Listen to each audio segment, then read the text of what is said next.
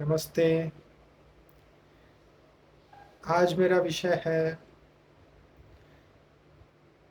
अध्यात्म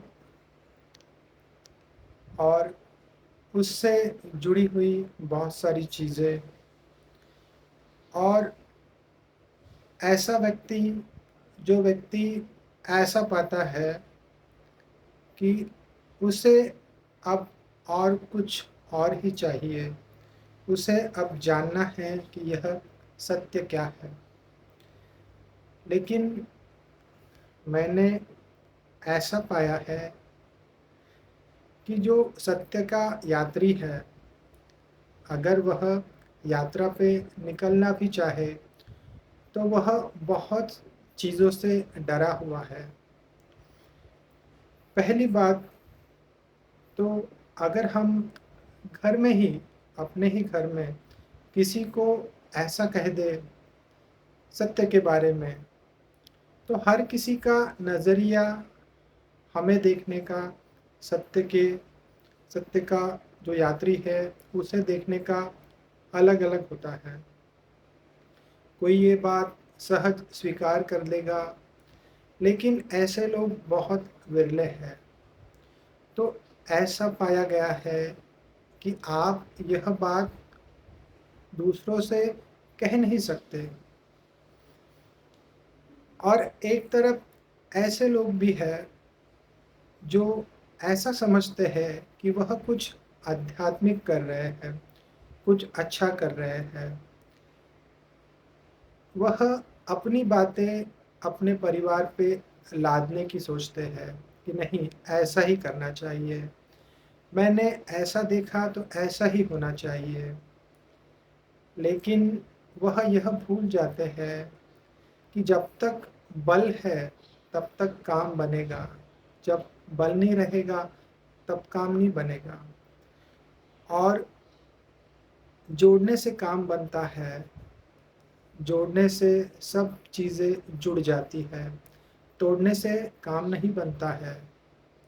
शायद तोड़ना ऐसा लगे कि हमने कुछ कर लिया, हम कुछ हो गए, लेकिन अब तक ऐसा ही पाया गया है कि जो तोड़ने वाला है वह दुर्बल है, भले वह दिखाई दे कि वह बहुत शक्तिशाली है। मैं यह बात कह रहा हूँ, ऐसा व्यक्ति जो अपने आप को पाता है अकेला, वह पाता है कि अब उसकी आध्यात्मिक खोज है, उसका मार्ग कुछ अलग है, उसको कुछ करना है। जीवन अब उसको बहुत गहरा दिखाई देता है। तब फिर वह ढूँढता है, तब फिर वह तलाशता है कि क्या करूँ, कैसे करूँ? फिर कहीं से कुछ सुन लेता है, फिर पढ़ लेता है। जैसा व्यक्ति है वैसा वह खोज लेता है। उसे अगर ध्यान पसंद है तो ध्यान, भक्ति पसंद है तो भक्ति। लेकिन ऐसा व्यक्ति ढूँढ लेता है उसे क्या चाहिए। लेकिन एक अंतर्द्वंद उस व्यक्ति के अंदर हमेशा ही चलता रहता है, क्योंकि वह व्यक्ति ऐसा पाता है कि मैं जो कर रहा हूँ, क्या वह ठीक है? मैं जो कर रहा हूँ, क्या इसमें मुझे अनुभव आ गया, मैं आगे निकल गया तो शायद मेरा परिवार छूट ना जाए? मैं क्या कर सकता हूँ? मैं ऐसे व्यक्ति के बारे में बोल रहा हूँ, जो व्यक्ति घर गृहस्थी में, इन सब चीज़ों में अपने आप को पाता है। ऐसा व्यक्ति जो अपने जीवन में आनंदित है अपने परिवार में, लेकिन हमारा परिवार या कहे कि हमारा समाज, मुझे लगता है अब तक ऐसे व्यक्ति को सहजता से स्वीकार नहीं करेगा, जो ऐसा कह देगा कि मुझे ध्यान करने का मन है, मुझे ये मार्ग पे चलना है, मुझे उस मार्ग पे चलना है। जो व्यक्ति अनुभव करेगा, धीरे-धीरे शांत हो जाएगा। उसे अगर उसका परिवार समझ ले, तो बहुत बड़ी बात। अगर वह ना समझ पाए, तो फिर उस व्यक्ति के लिए वह दुःख का कारण बनेगा। क्योंकि सत्य का खोजी होगा कोमल, सत्य का खोजी होगा ताज़े फूल जैसा, सुगंध से भरा हुआ। वह दूसरों को तकलीफ नहीं देगा। दूसरों के रास्ते के जो कांटे हैं, वह आगे चल के खुद सह लेगा। फिर उन्हें पता भी नहीं चलेगा पीछे से जो आए हैं कि रास्ते पे कांटे थे। क्योंकि सत्य का खोजी ऐसा ही रहता है। वह अपने आप को पीछे रखता है। वह ऐसा देखता है कि मैं खुशी कैसे बाँटूँ? मैं ज़िम्मेदारी कैसे पूरी करूँ? ऐसा व्यक्ति है जो इतना सजग है, वही ऐसे जिएगा और तब वह ऐसा पाएगा कि मेरी प्यास अब कुछ अलग ही है। मैं ऐसे व्यक्तियों से, ऐसे लोगों से कहना चाहता हूँ कि अगर हमें जो अनुभव हुआ, इस मार्ग पे अगर हमें चलना है, तो हमें पहले तो अपने आप को समझना होगा कि आप जो कर रहे हैं, वह बहुत साहस का काम है। आप बहुत घनी अंधेरी रात में एक छोटा-सा दिया निकल के चले जा रहे हैं, जहाँ कोई साथी नहीं है। हाँ, मैं फिर से कह देता हूँ, मैं ऐसे व्यक्तियों की बात कर रहा हूँ, जिन्हें ऐसा लगता है कि मैं अभी यहाँ बैठ के ध्यान कर लूँगा। मुझे ज़्यादा किससे जुड़ना नहीं है। मैं मेरी खोज पे खुद से निकल जाऊँगा। हाँ, पढ़ लूँगा, सुन लूँगा। मेरा इतना ही कहने का अर्थ है, अगर जिनके पास गुरु है, जिन्हें अगर गुरु मिल गया है, तो बहुत बड़ी बात। लेकिन मुझे ऐसा लगता है कि यहाँ हर कोई अनोखा है। कुछ लोग हैं जो खुद ही निकल जाएँगे इस खोज पे, कुछ लोगों को गुरु मिल जाएगा। गुरु के बारे में मैं क्या कहूँ? गुरु बिन कैसे गुण गावे और गुरु ना माने तो गुण नहीं आवे और गुणियन में बेगुनी कहावे, ऐसा कहा गया है। लेकिन मैं यह बात कर रहा हूँ, जो अपने अंदर ही गुरु ढूँढ लेंगे, उनका क्या? मुझे लगता है कि असल में ऐसा हुआ है कि हमने अंधविश्वास और अध्यात्म इन दोनों चीज़ों को जोड़ दिया है। अंधविश्वास और अध्यात्म इन दोनों चीज़ों को हमने बहुत जोड़ दिया है। अध्यात्म तो है स्वतः का अध्ययन, आपका खुद का अध्ययन। अगर कोई व्यक्ति ऐसे भी समाज है, मैंने पढ़ा है कि ऐसे भी है कि आपने अगर घर में कह दिया कि मैं स्वयं का अध्ययन कर रहा हूँ। हाँ, मेरा अध्ययन अलग है, लेकिन मैं स्वयं की खोज पे निकलता हूँ, तो वह उसे प्रणाम कर देंगे। लेकिन ऐसा समाज मुझे अब तक दिखाई नहीं देता। मैं फिर एक बार कह रहा हूँ, मैं यह बात ऐसे व्यक्तियों के बारे में कह रहा हूँ, जो अकेले ही निकल पड़ते हैं अपनी खोज में। हाँ, आगे उन्हें गुरु मिले, ना मिले, वह अलग बात। मुझे तो लगता है गुरु तो अंदर ही है।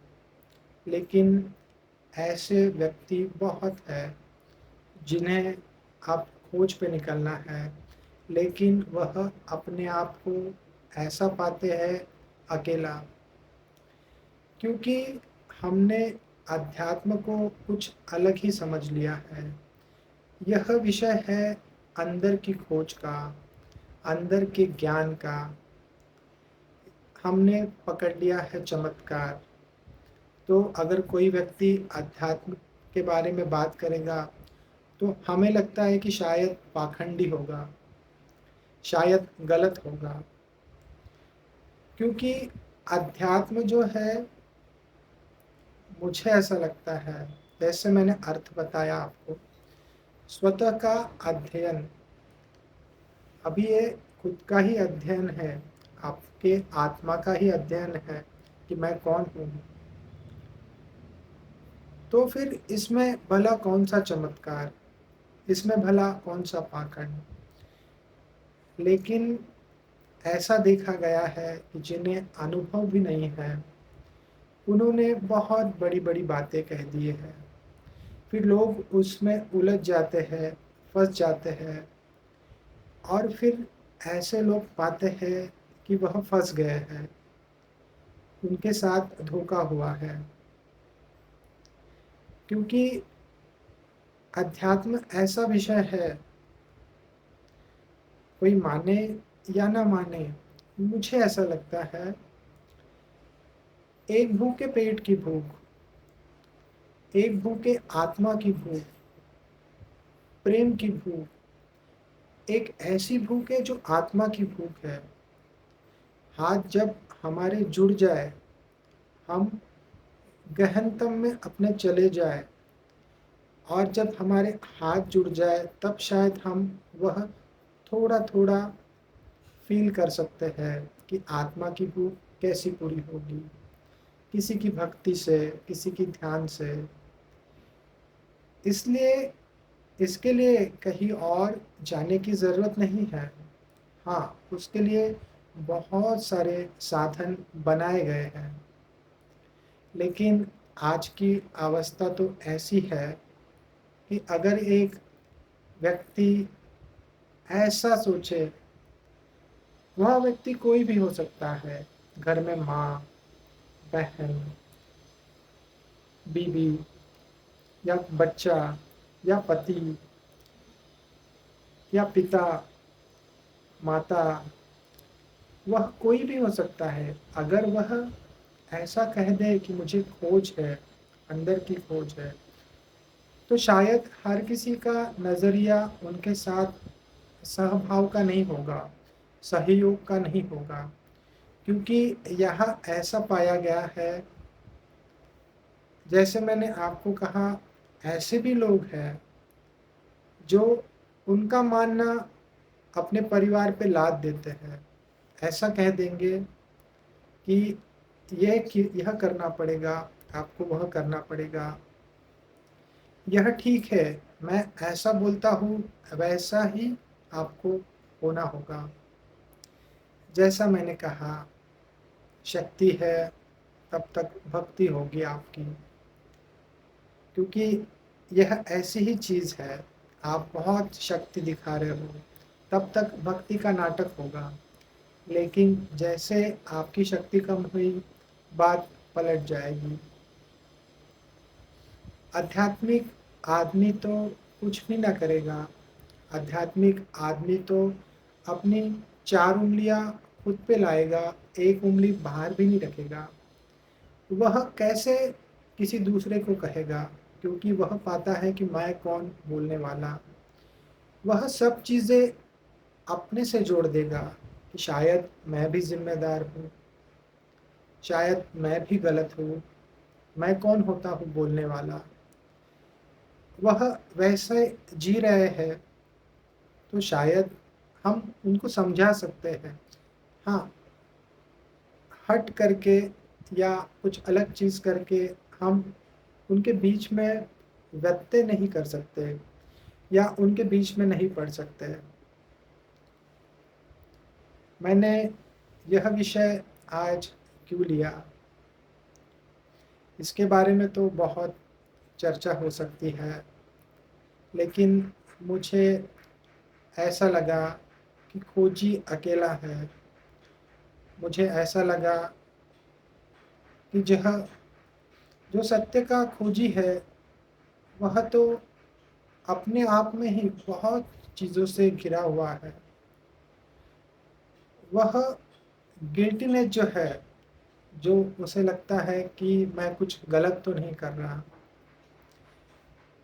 मैं एक ही बात कहूँगा कि अगर आप सत्य के मार्गी हो, अगर आप सत्य को ढूँढने निकले हो, आप कुछ ऐसी चीज़ कर रहे हो जो हज़ारों यात्रा के बाद होती है। मनुष्य उसके बाद में मनुष्य नहीं रहता, मनुष्य से आगे बढ़ जाता है। इस आवागमन से आगे अगर आप इस आवागमन से निकल गए या आपने ऐसी अवस्था पाली जिसने जिसको सभी ने बताया है, बुद्ध ने, महावीर भगवान ने, गुरु नानक देव जी ने, कबीर ने, सभी ने ही उसको अलग-अलग रूपों में गाया है, कहा है। आप अगर वहाँ चले जाओगे तो आपको क्या लगता है? क्या जीवन छूट जाएगा? मुझे लगता है तब जीवन शुरू हो जाएगा। लेकिन हमें यहाँ जब हम देखते हैं कि कोई सहयोग नहीं हो रहा है। एक तो सहयोग उनको है जो बड़े झुंड में हैं, लेकिन शायद वह भी ऐसा ही पाते होंगे।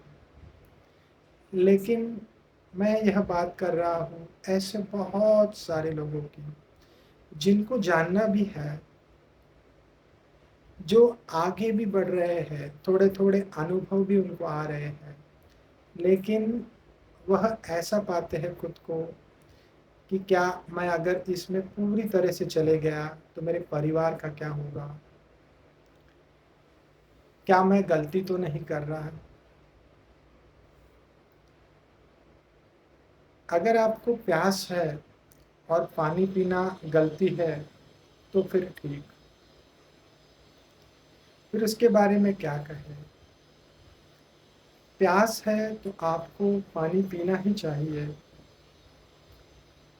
हमें यह समझना होगा कि आप अगर अनुभव में धीरे-धीरे उतरे, उस अस्तित्व पे सभी चीज़ें छोड़ दीजिए। हाँ, उस अस्तित्व पे सभी चीज़ें छोड़ दीजिए। बाहर तो एक गुरु होगा, बाहर तो कोई व्यक्ति होगा। मैंने देखा है कि सारा अस्तित्व ही आपके साथ आ जाएगा। गुरु का मिलना भी अस्तित्व का मिलने जैसा ही है, उसे अस्तित्व ने ही भेजा है। लेकिन जो ध्यान में बैठा, जिसने उस यात्रा पे यात्रा की, उसे हज़ारों नहीं, लाखों नहीं, अनगिनत नहीं, वह जो गिनती से परे है, उतने हाथों से आशीर्वाद प्राप्त होता है। साहस, श्रद्धा श्रद्धा अगर रहेगी तो आपको साहस आएगा। साहस आता है श्रद्धा से। श्रद्धा किसी पे भी हो, आप ऊपर देख के कह सकते हो कि सारा अस्तित्व ही मेरा है। मैं ध्यान में बैठ रहा हूँ या बैठ रही हूँ, अब मुझे पहुँचना है, मैं ध्यान में बैठूँगी।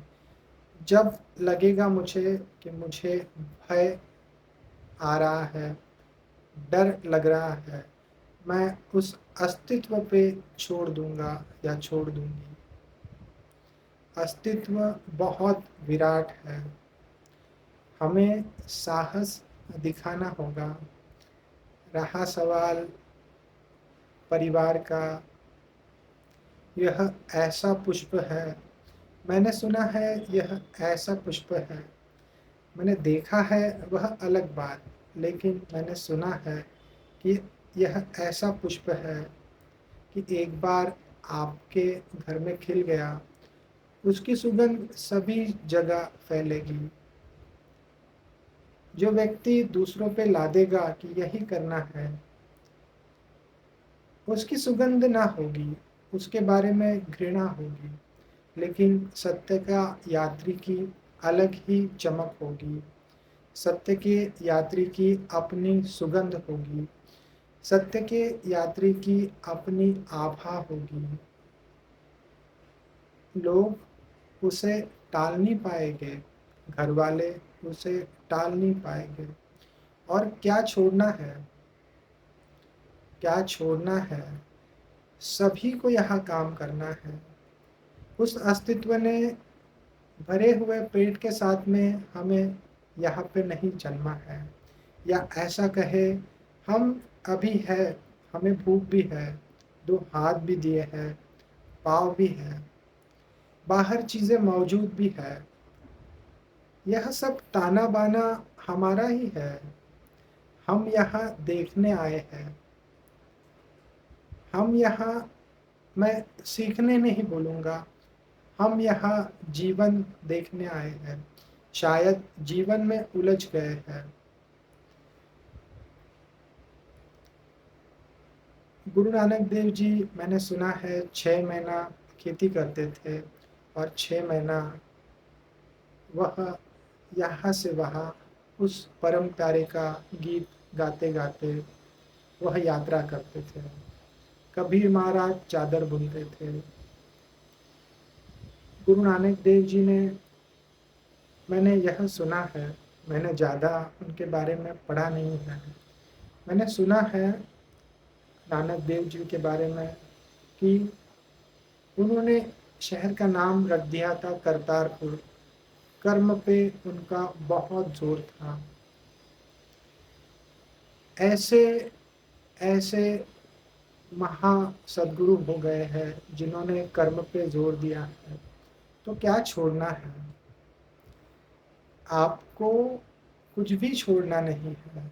मैंने तो ऐसा पाया है कि ऐसा व्यक्ति क्यों छोड़ेगा? वह तो सब में रस पाएगा।